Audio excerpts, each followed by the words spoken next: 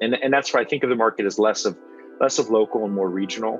I think a few hundred miles is a region. It's kind of by watershed is really how I think of the food system. And a lot of that infrastructure was regionalized 80, 100 years ago through co-ops that shared services among farmers. That was all kind of consolidated away in the massive kind of expansion of American agriculture. But it's how it was done. And not every farmer had to do their own thing on their own, and they could share resources. So we're seeing a return to a lot of that kind of aggregation of shared infrastructure, co-branding among networks of farms, sharing some resources, because if you're gonna really try to compete, you have to bring your resources together. And if you can do it in a farmer-friendly way, cooperative way, it's very powerful.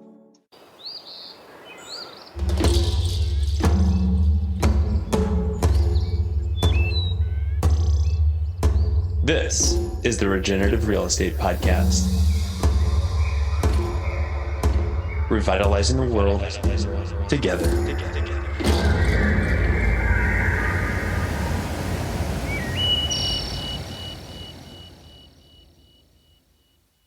Welcome to the Regenerative Real Estate Podcast. This is your host, Neil Collins. It is a show that is supported by our work at Latitude Realty.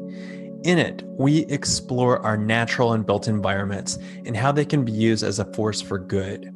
The show sets out to inspire impactful ideas, meaningful change, human wellness, and ecological restoration through interviews and easy-to-digest conversations. Our guests range from industry leaders to iconoclasts, from both well-known figures to everyday people leading extraordinary lives.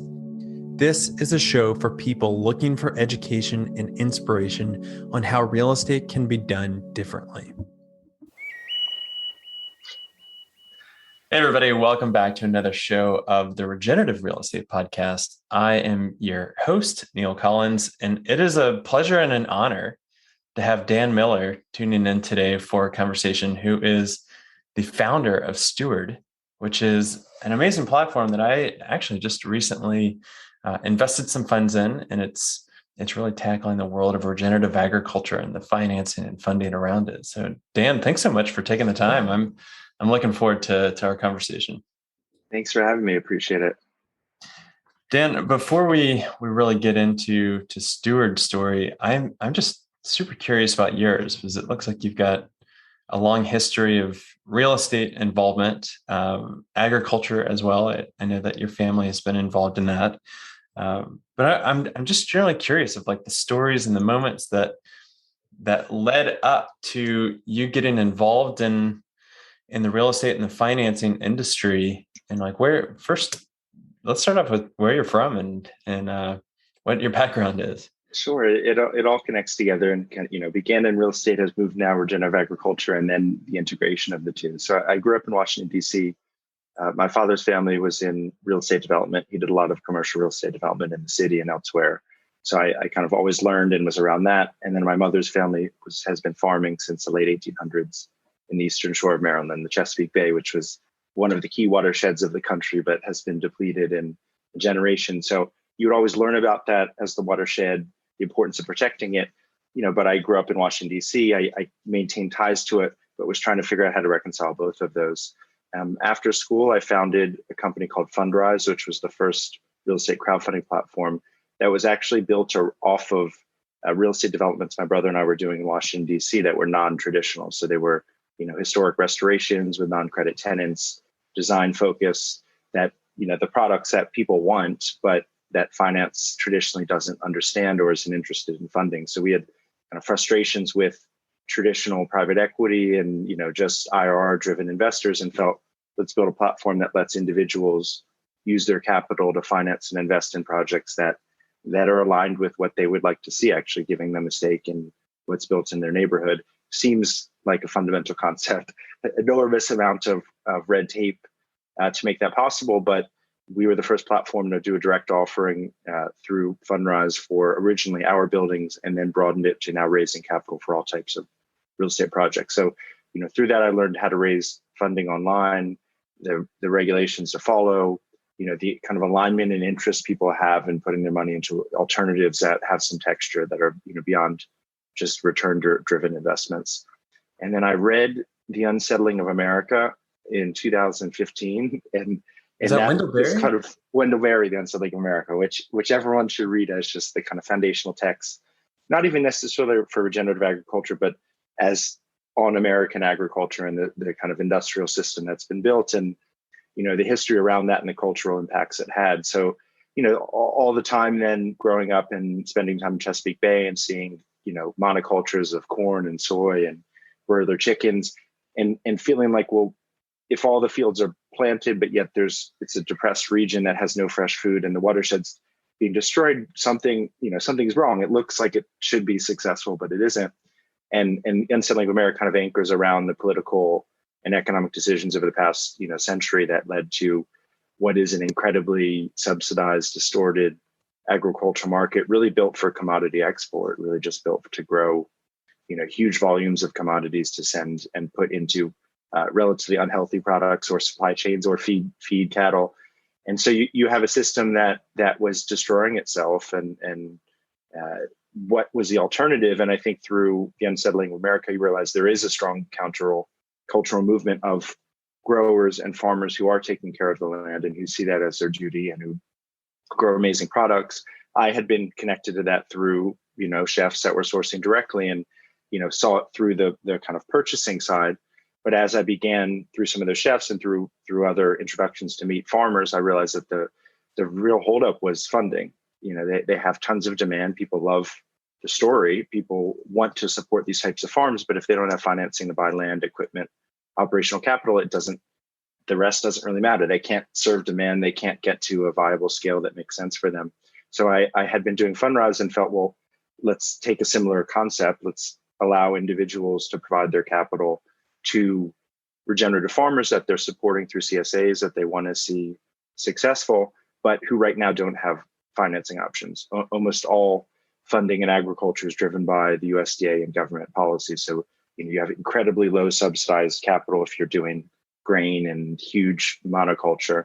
But if you're doing anything alternative, 50 acres of diversified vegetable sold at a farmer's market, you're cut out. You're just not, you don't fit that system. So the goal with Steward is, how do you bring alternative capital to what is an alternative market of really passionate, really amazing growers, but people who haven't had the resources they need to thrive, and allow the people that want to see those farms succeed to go beyond just purchasing and actually put their capital to work. So to support these farms, at the end of the day, it's commercial real estate just used for agricultural purposes. So a lot of the understanding I had around real estate finance and development finance and bringing that to agriculture has been very helpful to think in creative ways how to make these projects work.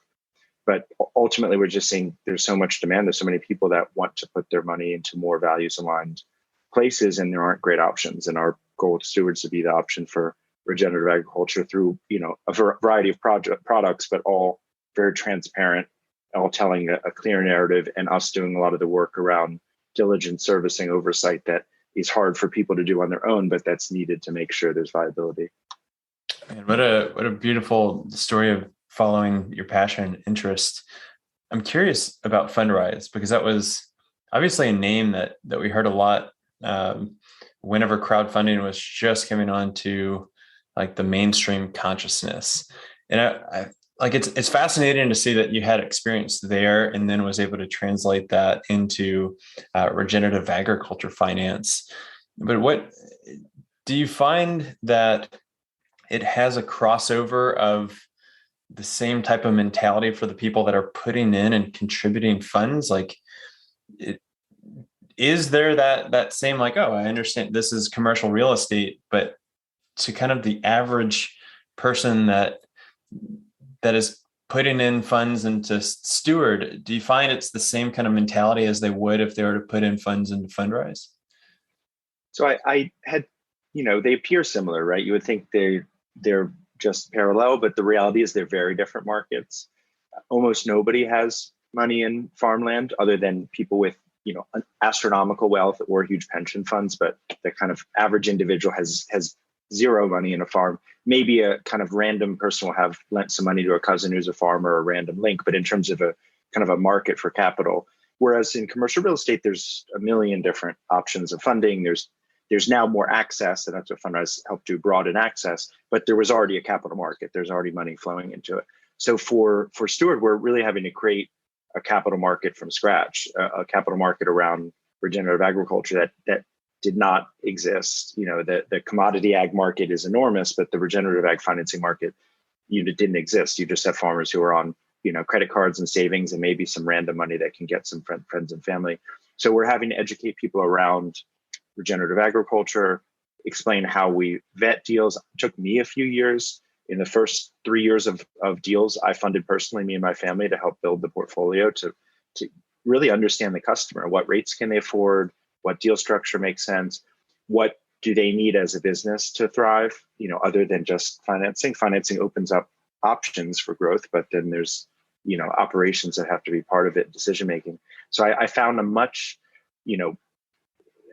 the actual product basically on both sides of the market, the farmer and the funder, was nascent, was non-existent. And so you're having to develop the software and technology and regulatory system to enable the market, and then you're having to develop the actual market. But the thing I did find that was similar, at least to the real estate projects that I was passionate about, were very passionate entrepreneurial sponsors and founders and farmers who are obsessed with the quality of their product, obsessed and uncompromising about how they do things.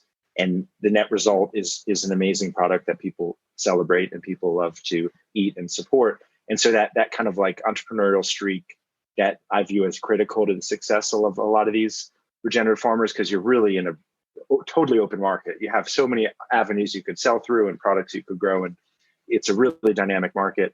That's the same. But in terms of the customer and the funders are generally not familiar with the asset class.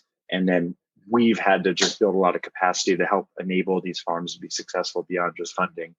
But I will say now the momentum is enormous. The kind of like the desire to put money into regenerative agriculture is immense. So there's still a gap between kind of the talk and interest and the reality of the dollars in the market, but it's moved tremendously. So I think, 2016, when I began working on this, I don't even think you would have used the term regenerative agriculture, and almost no one would have been familiar with it. Now it's been front page news with COVID and kind of climate challenges.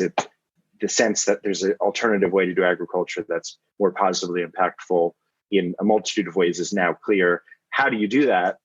That's the unknown, because it's basically hasn't been done for 100 years, other than some scrappy, farmers that never gave up. I'm curious, if you started in 2016 on this project, what was really the reaction and reception amongst your peers and colleagues after creating an organization that became quite known mainstream with Fundrise? Was it well received, or was there a lot of skepticism around going into regenerative agriculture? Skepticism, but more like humor of like, what even is it? I think it was complete unknown. For me, I saw the vibrancy in it through, the chefs I knew who were sourcing direct from farmers, and the kind of broader movement and demand around people's desire for these types of products, and then tracing that to these farmers and like who even is a regenerative farmer. Just took me time to meet and understand, these types of farmers. And so I felt there was such viability in the market, but it's a kind of a not unknown, non-existent market. But in reality, agriculture is one of the biggest asset classes on the planet. This is the fastest growing sector of it, and it has to happen. There has to be an ecological transition in our agriculture. Is really not an alternative. How quickly is the question, but it has to happen at some point. So now I think the market has moved, and it was a bit like that with Fundrise, that it's not well understood, and then all of a sudden it's like, oh, of course that needed to happen. And I think it's a bit of the same with the culture. The culture shifted very quickly around what people are interested in or comfortable with. With Fundrise, it was more of investing online. That people weren't investing in private online businesses. That wasn't really happening. We helped to build that. Now I think it's capital that wants ethical return, true ethical return, not like an ESG fund that's invested in like Amex and all types of random companies that somehow meet some ESG list. It's like, no, this is a urban farm in Detroit that's restored vacant land and is growing food for their community and is earning revenue and is a viable business, but the impact of what they're doing is felt. So I just always follow my instinct on what motivates me. And often that's or very early in a market of just something I've seen or am interested in. But the reality is that there's just a really passionate group of people that care about this type of work. And so I find like among the farmers, among the funders, among our staff, there's like a commitment and interest in it that goes far beyond the real estate industry normally, which generally is a profit focused market. Regenerative agriculture is not a profit focused market in terms of you would not do that expediently to make money. It's not the option you pick. Long term, you can have a viable enterprise, but it's not something that people go into with any other interest other than the passion for actually doing that work. So many thoughts around that. I had the pleasure of doing some homework for this conversation, and you were talking on another podcast about how so few people actually invest in their local food supply chain. And I just thought that was so extraordinary that you're right. I mean, most of the people are not invested in it. They're participating through kind of the mainstream agriculture, and you see so much passion around this, around local food and slow food, and just to see the organic and the sustainable and the regenerative movement starting to pick up. I'm curious, coming from the disciplines of like capital needing a return. You've got regenerative farmers like Gabe Brown that's saying, I switched over to regenerative agriculture because I got tired of signing the back of the checks and not the front of the checks, or no, the front of the checks and not the back of the check. Excuse me. So I'm curious, is this like, do you think that people are becoming more interested in it because they see this is an area for higher yields, or are they coming at it from more of like this is we need to go local. We need to encourage this kind of healthy soils, healthy lives approach? So I think it goes on both sides of the market. I think on the funding side and on the kind of interest from the consumer side, it begins generally with health and with climate. It begins around the social purpose. And then the thought is, how can I put money towards that and earn a reasonable return? But we have a true market. I mean, our interest rates are 5 to 10% on deals, depending on kind of collateral security.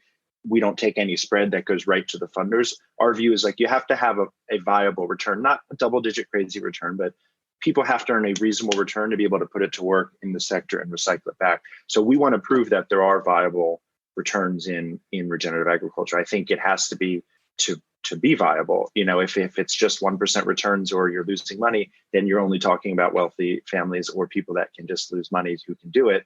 If you really need the scale, we're talking about millions of farmers, like immense change in agriculture. You have to have a real market that supports it.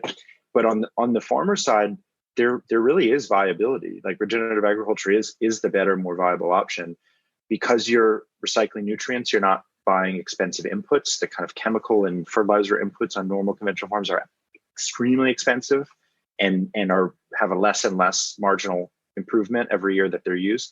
And then these farms are using land very efficiently, relatively low capital in terms of infrastructure. So they don't have these huge kind of pieces of equipment that they have to be financing. And then they're selling direct, or as direct as possible with a high margin. They're not selling through 5 intermediaries. They're selling direct or to, a chef who's buying a good price at a good volume. So ultimately it's a better business model. And then once they realize that if they can have that business model, kind of low expenses, low overhead, high margin direct sales, if they can get a boost of funding, they can thrive. They have demand for their tomato sauce. If they had a piece of equipment that cost $10,000, they could make 10 times as much of it, because right now they're doing it by hand, which is crazy, but that's just what they do. They don't have the equipment. And so the consumer demand on the market side is so immense for truly regenerative, actually traceable agricultural products, that if they can get their production up, they can sell it, and then they have more cash flow to grow. So there's absolutely viability in the enterprises themselves and the ability to finance them at reasonable rates. But that was a learning for me. When I first began this, I wasn't sure. Does it have to be more of the kind of like impact, not high return? And I just felt like it has to be reasonable. It has to be reasonable rates that they can both thrive on. And then other things we do to help manage the kind of cost and capital, we provide. We do grant writing for a lot of farmers. There are a lot of grants out there to help regenerative farmers with irrigation or fencing or value-added products. So there are monies of people who foundations or the USDA who is also giving money as a grant form. It's very bureaucratic and complicated to get them, so it's easier for us to do it on behalf of the farmer. So our general view is let's just bring whatever resources we can to these farmers for them to be successful. Ultimately, if the whole market, if all the subsidies were taken out of the agricultural market, it would be the regenerative farmers who would thrive, and the conventional farmers built on these big supply chains and like really subsidized systems would collapse. So if you're talking about really actually just everything's cleared out, what is the more competitive farm? It's no question the regenerative model, but you're dealing with a legacy system of enormous distortion and enormous political and corporate power that tries to just hold on to the market and keep it alive, but it's not going well for the conventional farmers. It's a tough business.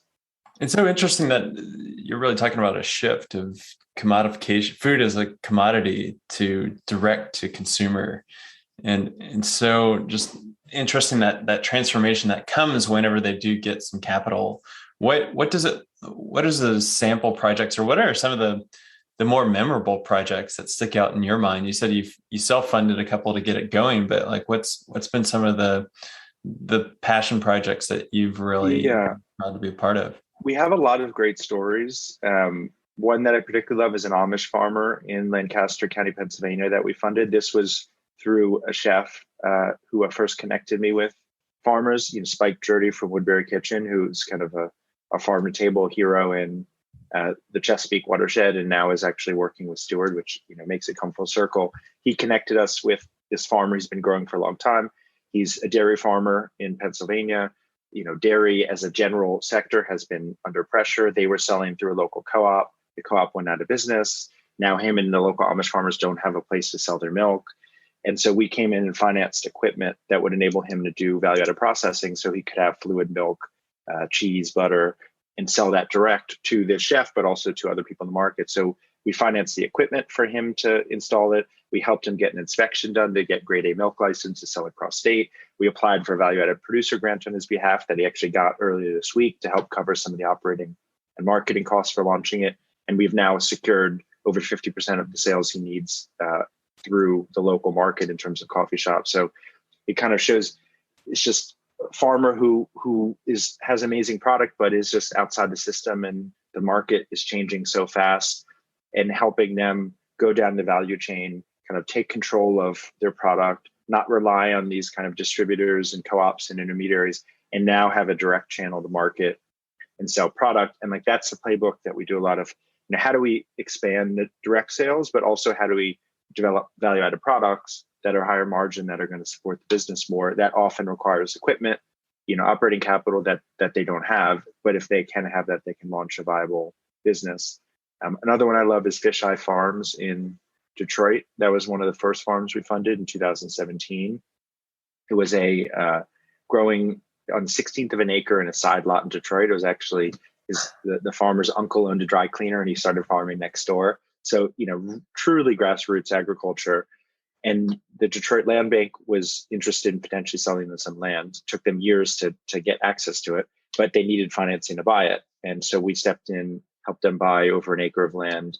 They went from 10,000 of revenue to 120,000 in 3 years, by just putting up and having the right infrastructure they need: high tunnels, drip irrigation, fencing, wash and pack, farm stand. So, it shows the viability of these enterprises to drive a lot of cash flow, but also restoring vacant land, in a food desert, and having an option for direct sales that during COVID really became a community anchor of, the only access of fresh food. So I think the stories that I love are seeing a transformation in the enterprise, seeing the kind of opportunity these farmers have and helping them navigate that transition. And that's where our business is going, of beyond just financing, providing those support business services like helping through inspections or helping with grant writing or helping them do the branding and packaging for product. Because if they do want to compete in a regionalized market, they need to get their systems in place. And that's why I think of the market as less of local and more regional. I think a few hundred miles is a region. It's kind of by watershed is really how I think of the food system. And a lot of that infrastructure was regionalized 80 to 100 years ago through co-ops that shared services among farmers. That was all kind of consolidated away in the massive kind of expansion of American agriculture. But it's how it was done, and not every farmer had to do their own thing on their own, and they could share resources. So we're seeing a return to a lot of that kind of aggregation of shared infrastructure, co-branding among networks of farms, sharing some resources, because if you're gonna really try to compete, you have to bring your resources together. And if you can do it in a farmer-friendly way, cooperative way, it's very powerful. Hey everybody, this is Neil. We are going to get back to this great conversation in just 1 second.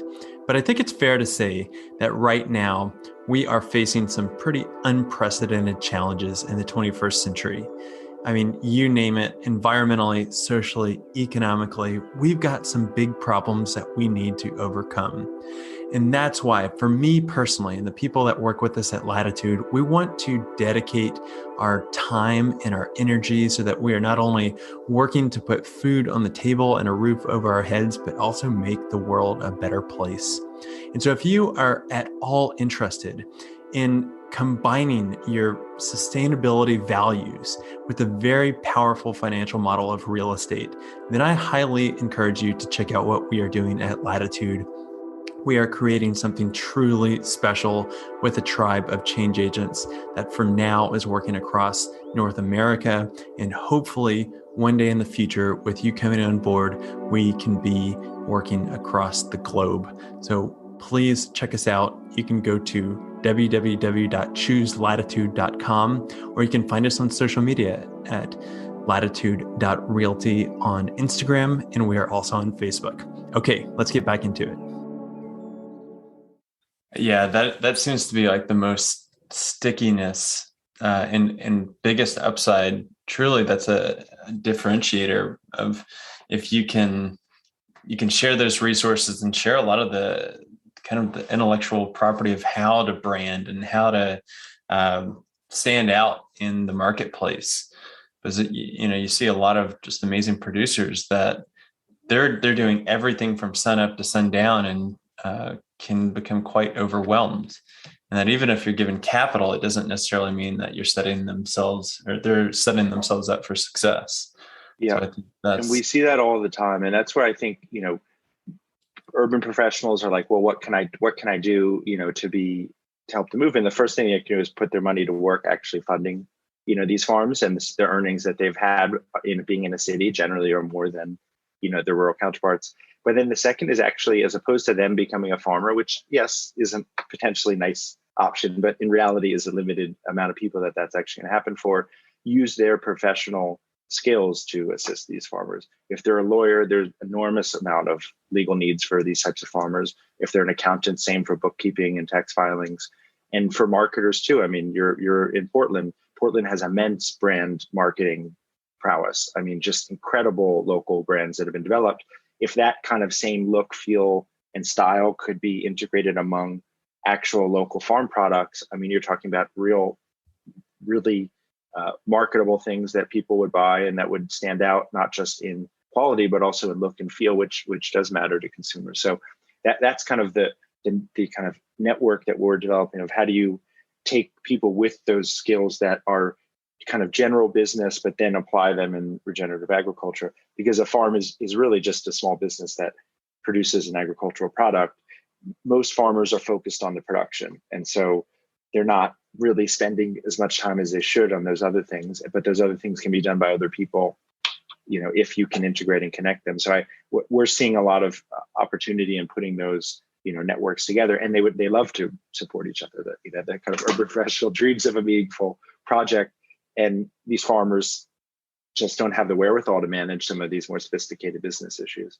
Yeah, and that's the link that I think is so incredible of bringing the urban and the rural together, like to showcase that they really need each other. They are intricately linked, and there's value that flows both ways to create more of a regionalized system.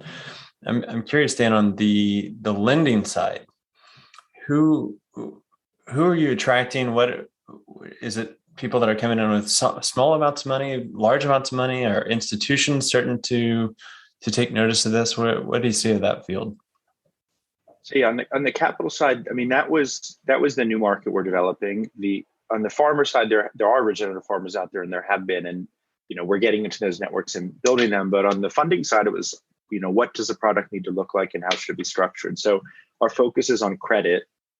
We're providing loans to farms.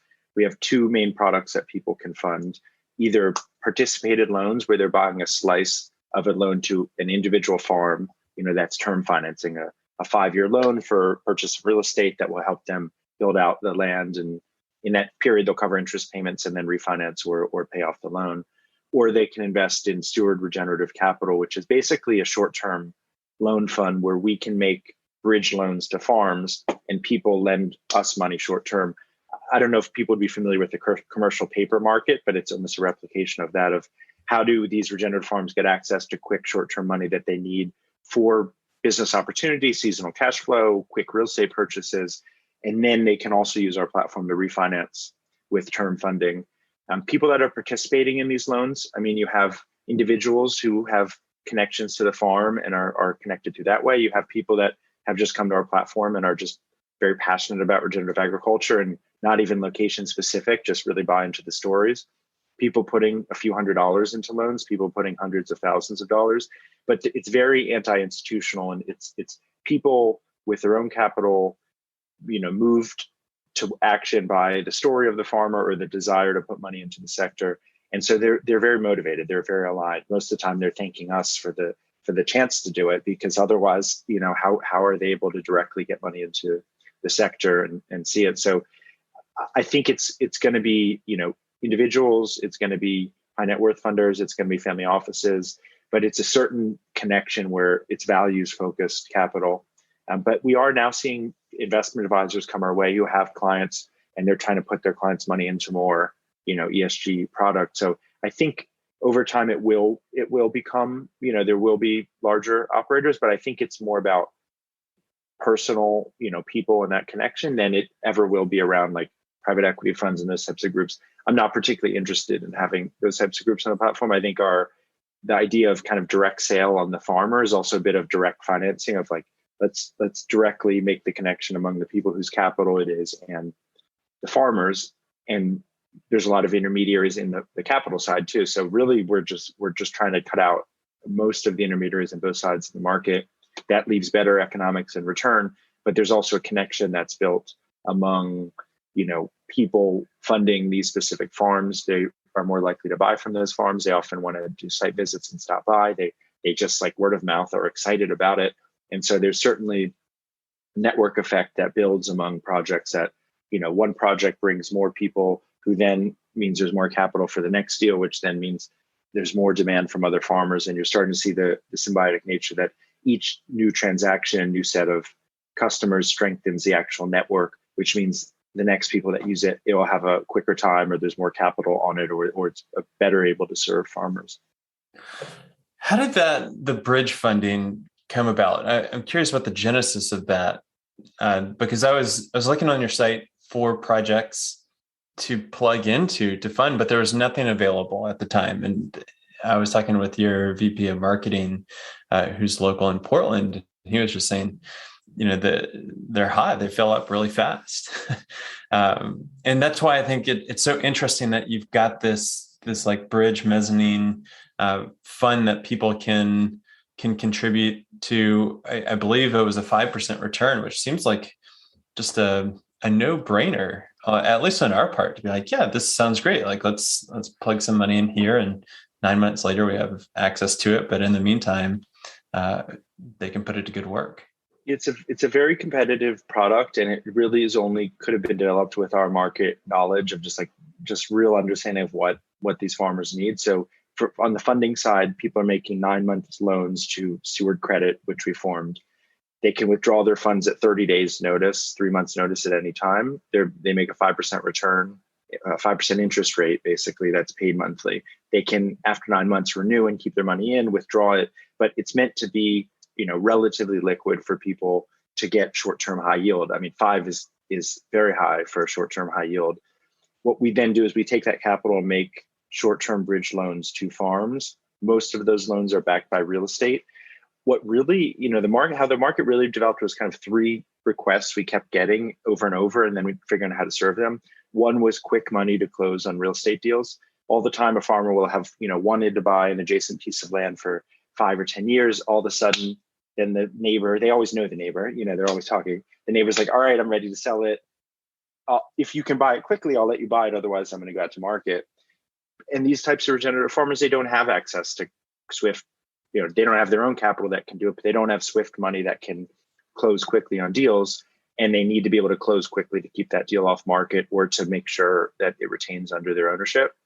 And so the bridge loan facility gives them a chance to quickly, we've closed deals in 2 or 3 weeks, very quickly close on real estate, and then have a 6-month period to set up through our platform a long-term financing campaign. Because it takes time to tell the story, put content together, market it. I mean, the deals are now selling out in hours, so that's even surprising to us. But even some of the bigger ones will still take a few weeks, theoretically. So that 60, 90, 120-day period to really get the businesses organized, promote the offering, close the offering, distribute the funds, the bridge loan gives them the time to basically get a hold of the asset at the same time. So it shows the kind of the short-term funding without a takeout would obviously be a challenge, but the takeout is through our own platform. So the kind of quick real estate purchase is the highest request for it. The other is a lot of these grant programs, the USDA grants that farmers can access, they require the farmer to put the money up front to then get reimbursed. The farmers don't have capital like that. They can't just put $150,000 into expenses to then get them back 6 months later. So we're bridge lending, basically advancing funds that are used under these, programs like the value added producer grant covers labor for developing value added products. And then they submit the grant reimbursement and they get the funds back. So you're really just bridging a timing of cash flow. They don't have balance sheet. They don't have working capital to be able to do things like that. And then the third is operational seasonal capital. There's always a cash flow difference between kind of early season to sale at harvest. That becomes a struggle where they can't then hire the labor they need to harvest it properly. And they're just always losing revenue because they're not properly capitalized. And if they can have that seasonal funding. So, mainly these loans are secured loans backed by real estate or backed by, a committed grant or with clear seasonality to repay it. And then we're translating that yield of 6 to 8% is what we lend to farms through that facility direct to funders who are earning a 5% return. So it's one of these things where it solves so many issues, so many challenges the farmers have with quick financing. There's no such thing as quick financing, regenerative agriculture, it's just non-existent. But we're kind of bringing some of the pace of real estate to that market of if you can close in 30 days, it's astronomical. You can get a better price on the land. You have just enormous opportunity. And then at the same time, giving funders a chance to put money direct through us into this portfolio of deals, earn a high yield, have relative flexibility because there's a sense of upcoming repayment. So I think it's going to be our trademark product, our anchor vehicle. It's always open. There's always we'll adjust the interest rate based on demand, but it's always going to be flowing capital between. And then the individual deals come and go. It's like merchandising. You prep those, you sell them, they sell out. Now they've got 5-10-year financing locked in with the asset.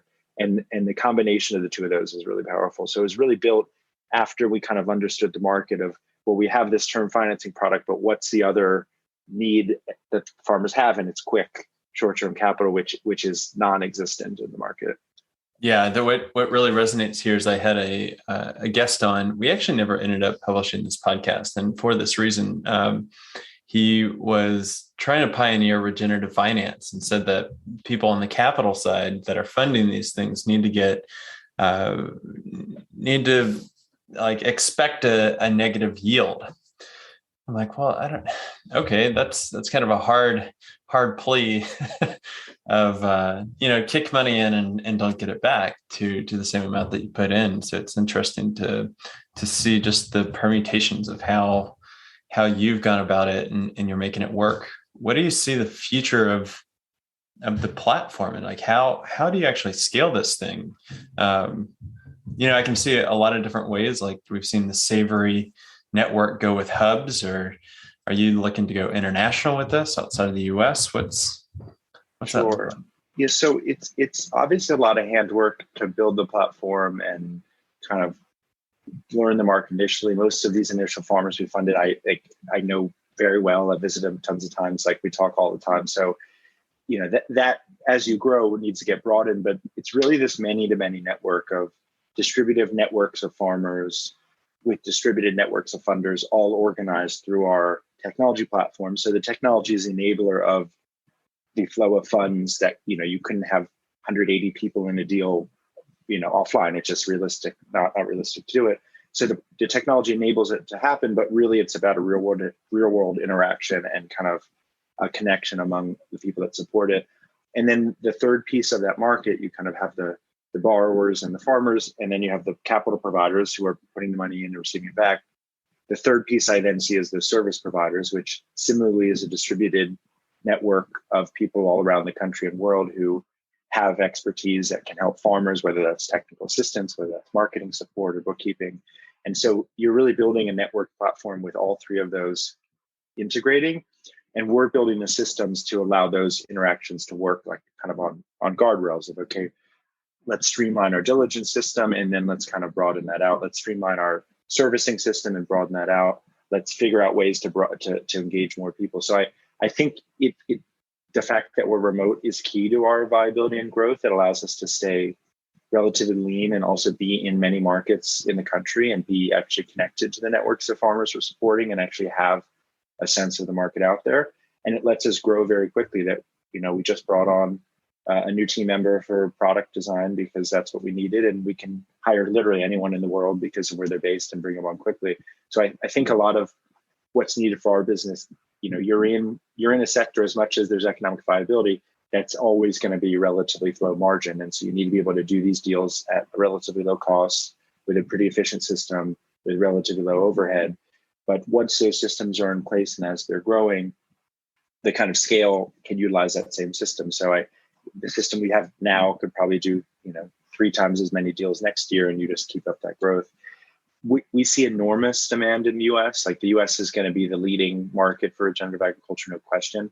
It's not, part of it's that we've went so far the wrong direction that there's a wide open opportunity backwards. It's kind of the boomerang. It's also just entrepreneurial mentality of farmers in the US too, around navigating these markets. But we've had a lot of interest from farmers in Canada. We've had interest from farmers really all over the world. So the operational, it's really an operational challenge with this business of how do you kind of manage those broad networks of users and customers on each side of the market. But the demand is immense. The demand on the farming side is growing enormously, and the demand on the capital side of funding this type of agriculture is growing enormously, and the demand for people who would like to work on things that are more meaningful at reasonable costs for projects they care about is growing. And so we're really at the intersection of all of those elements. But I'm not, we have not raised traditional venture capital. I'm self-funded, except for a recent round of family offices that are kind of mission aligned who've invested. So it's about long-term for sure. There obviously is a climate crisis and things need to be done quickly, but it took 100 years to build the agriculture system we have now. And alternative systems not going to be 5 years. It's going to take decades. And so building that kind of resilience and pace into the business, I view as like, that's the realistic solution, that it's going to be 20 to 50 years of just slow progress to really build an alternative system that can feed people and take care of the earth and also develop, alternative products through other markets. So I see it coming together. It's just a matter of time and also, the management system to actually organize these types of networks. Sounds like you've got your work cut out for you, but it's got to be tremendously exciting. A few things to do, but I just love it. So it's easy for me to work on. This is going to be a curveball, and we don't have to touch too much on this, but I do see that there's any parallels with the rise of regenerative ag in Europe. Because I know that you're calling in from London right now. Yeah, I've been in London the past few years. I basically do farm visits every quarter and visit a different part of the country and a bunch of different farms. So I actually find by being here, out of our 14 staff, we are 12 in the US, 1 in UK, which is me, and 1 in New Zealand. So we've got a broad geographic zone. But I find by being here, I am seeing a lot more international activity. I'm interacting with a lot of Australians, and there's certainly opportunity there. The UK itself has recently left the EU. They're rethinking their agricultural policy in a big way. Certainly among Europe, there's a deeper history and culture around food. So that translates into an understanding of this type of product. Sub-Saharan Africa, there's been a lot of outreach because, it's still an agricultural society and there's farmers need basic equipment and infrastructure to grow. So I love the context we're in, that we're seeing the kind of movement. It's a global movement for sure. It's maybe led in certain places more than others. We had a project from Bhutan recently that reached out to us, which is just amazing. I mean, the Himalayas, that you have a regenerative farm, but that's how people are thinking. And obviously with technology, people are able to hear more perspectives more easily. But the reality is each market is its own regulatory framework. And so as much as there's no borders in the ideas, there are borders in the operational realities. But the thing I will say is that the interest is there around the world, the desires there around the world, and people are drafting off of each other as they earn. So definitely we'll be excited to work in other countries, and we do plan to, but we're still early days in the US, and ultimately, that will be our primary market. And hopefully others will take suit and follow in your footsteps in their own locations. And that's the goal, to be the platform that enables it and to allow more of it. But if we end up creating more organizations that are then more effective in supporting regenerative agriculture, all the better. And the desire is there, the interest is there. It's still a tiny speck of the agricultural market, but it's certainly where the opportunity is, and I think where the long-term viability is.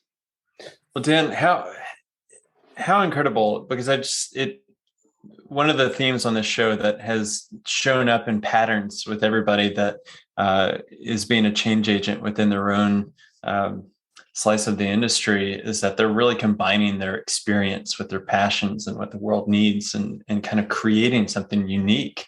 And, I'm not sure if you've ever thought of if this would even be possible if you didn't have the Fundrise experience before that, or if your family hadn't gotten into agriculture or real estate. But however it's come together, I think it's truly phenomenal to watch this burgeon. Where can we send people if they're interested, either being in a capital contributor or in a farmer that's looking for access to capital? Sure. They can go to our website, gosteward.com, GOSTEWARD.com. They can also email me, dan@gosteward.com. I mean, we want to just engage with people who care about this type of work and find the right opportunity for them to be involved. The goal is to make it easy, but the goal is also to find the right fit for people. So, we're hiring people. We're talking with funders every day. We're talking with farmers every day. We're getting more and more referrals, from other farmers and other networks of people, which I think it's a word of mouth business, which is what I love. That it's like people care enough about the product and the idea that they would like to tell other people about it. And I think from the kind of beginning of what I learned at Fundrise and how do you thrive in a kind of a market of digital fundraising is the story, and the emotional hook matters, and that catches people's attention, and that's what can push it into the market, where you're not having to force it. It's just something that aligns with what people are. And, from the beginning, that's what we did, of how do we create a product that is actually of interest to people, that people will be thrilled to do, and then spent enormous effort to create that and do that from scratch. But I certainly don't think I could have ever done Steward without my background in real estate and Fundrise technology and growing up in real estate and being around agriculture. So people ask kind of how did I end up here? I'm like, well, it's actually the exact skill set of things that I have learned applied in a certain way. And I don't really worry about competition because it's like just even the idea of doing this is immensely challenging. And I've spent the better part of 10 or 15 years, really my whole life, learning these types of things. But I do find, the integration of passion, experience, skill set, knowledge is really where the creativity comes from. And I think similar with the rest of our team, it's that they have a certain skill set, but they then have the desire to expand the market of regenerative agriculture and support these farmers. And then that leads them to do great work because you want to do it. And so I think if you can just align interest and passion, motivation around where you're putting your money, where you're working, all of that, it it makes a difference. Dan, thank you for the work that you do. This is just deeply inspiring. I know that people are going to be tuning in and looking to Steward on the platform. We have such complementary audiences and community. I think they're one and the same, actually, because I'll go into speaking at conferences or webinars, and people will ask about regenerative financing, and Steward will come up, and you'll always get a couple of comments of like, I've lent on Steward, and that's why it's so fun just to have that connection and get to know more about you guys. And what an honor to have you on, and thank you for this opportunity to share your message with our community. I appreciate it. Really nice to chat. Okay, everyone, that is a wrap. Thank you so much for tuning in to another great episode. If you're not already a subscriber, please do so wherever you get your podcast. You can create good karma by leaving a review on Apple Podcast or sharing this show with your friends. If you're looking for ways to get more involved in the regenerative real estate movement, then you are in luck. We have a Facebook community conveniently called Regenerative Real Estate that you can join and be a co-creator with us on this journey. If you have a business or organization that you feel is aligned with our mission to use real estate as the catalyst for a regenerative future and would like to work together, then please be sure to get in touch. We are building an ecosystem to help amplify your work and message, where you can present to our community or sponsor the work that we are doing. You can do this by reaching out to us at team@chooselatitude.com. Last, and certainly not least, this podcast is enabled by the people that buy and sell real estate with us through our network of Latitude regenerative change agents located across North America. Our goal is to help transform homes and habitats, person by person, property by property. And we do that by combining the skills of a real estate professional with sustainable and regenerative consultation. It is time that we all start to live our values, and we hope to work with you on your next real estate sale or purchase. Okay, that is all for now. In the words of Paul Hawkins, remember that we are either stealing our future or healing our future. We are hard at work trying to do the latter. So until next time, be well.